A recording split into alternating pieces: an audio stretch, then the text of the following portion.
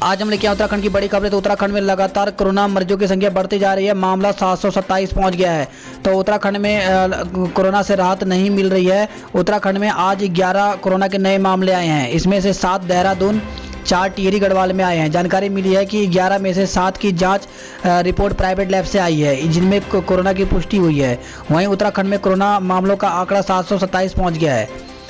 तो 7 जो corona positive मिले हैं ये देहरादून के सब्जी मंडी से मिले हैं। तो 2 बजे स्वास्थ्य विभाग द्वारा जारी हेल्थ बुलेटिन के अनुसार शनिवार को उत्तराखंड राज्य में 11 कोरोना की पुष्टि हुई, जिसकी जानकारी मुख्य सचिव ने पीसी कर दी है। मुख्य सचिव उत्पल कुमार ने जानकारी दी कि देहरादून सब्जी मंडी में कोरोना के 7 पॉजिटिव मामले सामने आए हैं। वहीं 4 मरीज टिहरी के भिलंगना से सामने आए हैं, जिसके बाद राज्य में कोरोना संक्रमितों की संख्या 727 हो गई है।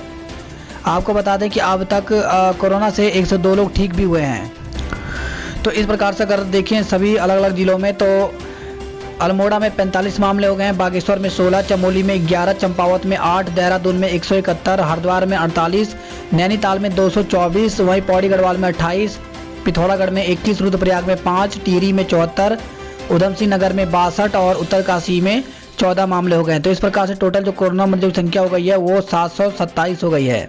इसी के साथ खबर आ रही है कुछ देर बाद लॉकडाउन 5 का ऐलान होने जा रहा है। तो उत्तराखंड समेत अन्य राज्यों में 15 जून तक लॉकडाउन 5 बढ़ाया जाएगा। तो थोड़ी देर में लॉकडाउन 5 का ऐलान हो सकता है, जिसमें सरकार द्वारा कुछ रियायतें मिल सकती हैं। वहीं बाजार खुलने के समय में और छूट मिल सकती है। वहीं रेड और ऑरेंज जोन इलाकों के लिए कुछ पाबंदियां होंगी, लेकिन सोशल डिस्टेंसिंग और मास्क लगाने के लिए सख्ती बरती जाएगी। वहीं कई राज्यों में बस सेवाएं भी शुरू हो सकती हैं। धार्मिक स्थलों को खोला जा सकता है। होटल, मॉल्स, रेस्टोरेंट पर भी फैसला लिया जा सकता है। पर्यटन क्षेत्र में कुछ छूट मिल सकती है। तो इसके आगे जैसे यहाँ पे लॉकडाउन 5 में उत्तराखंड के में क्या क्या छूट मिलेंगी, इसकी खबरें भी हम आपको देते रहेंगे।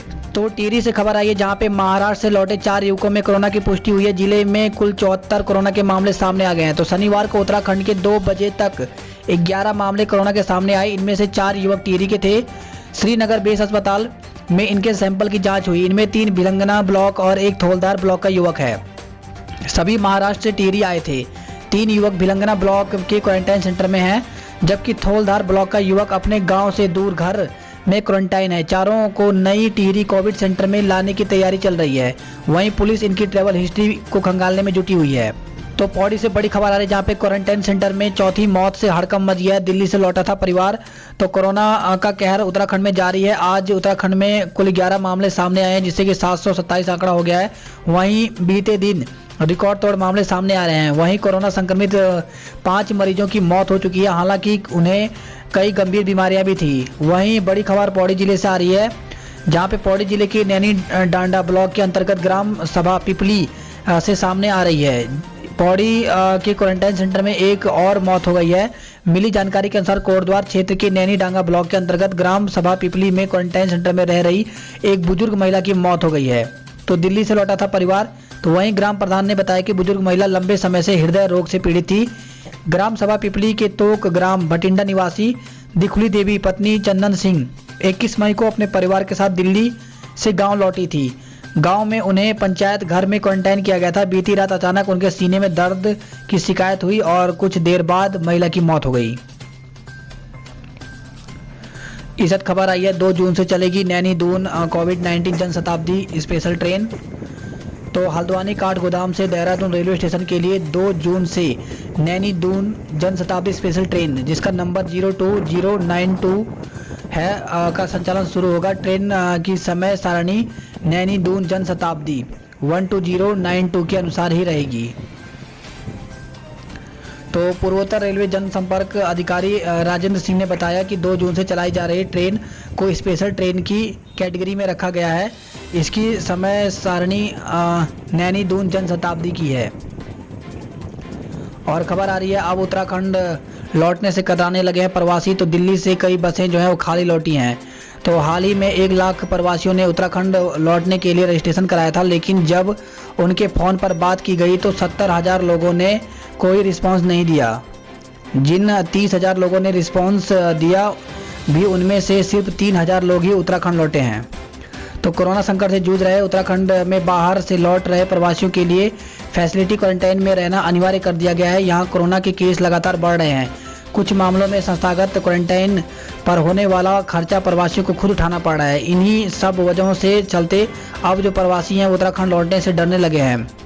प्रवासियों के डर की एक बड़ी वजह कोरोना संक्रमण के बढ़ते मामले भी हैं। शुक्रवार को प्रदेश में 208 कोरोना के संक्रमित मरीज मिले थे। उन्हें मिलाकर उत्तराखंड में कोरोना के 727 मामले इस समय हो गए हैं। तो संक्रमण का पहला केस 15 मार्च को आया था। 3 मई तक कोरोना संक्रमित मरीजों का आंकड़ा 61 था।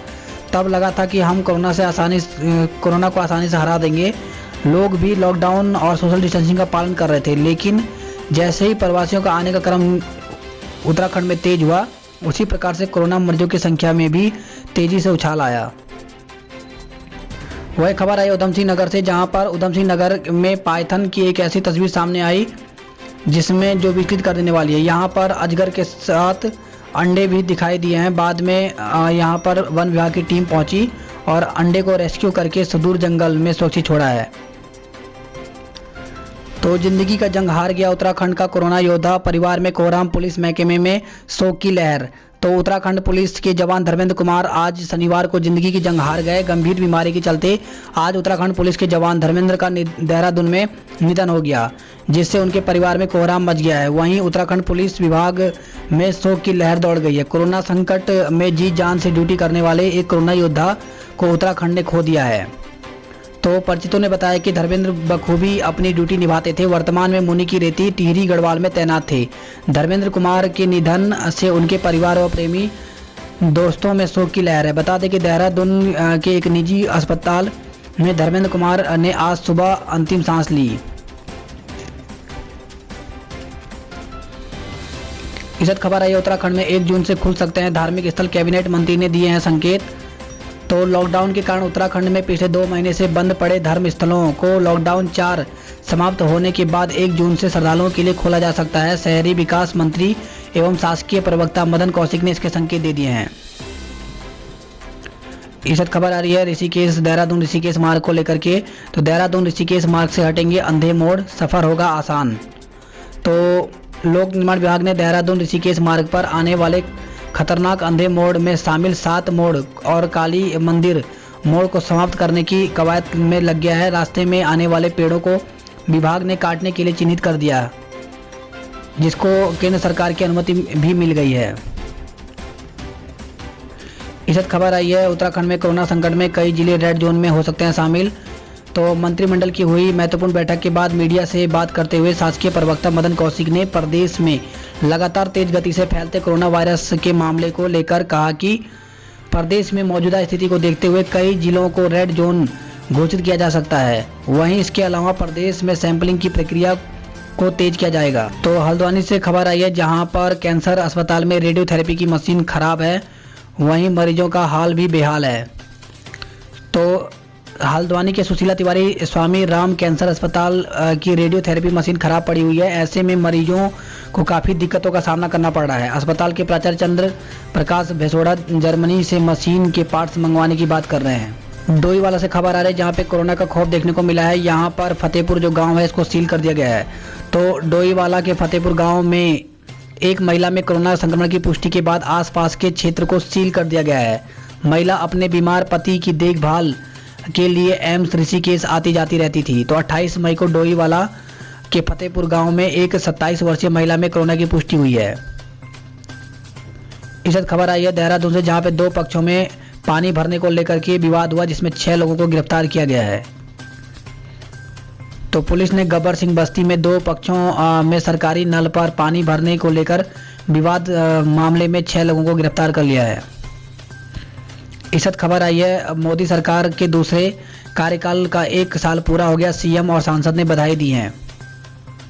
तो केंद्र की मोदी सरकार के दूसरे कार्यकाल का 1 साल पूरा होने पर उत्तराखंड भाजपा संगठन ने खुशी की लहर है।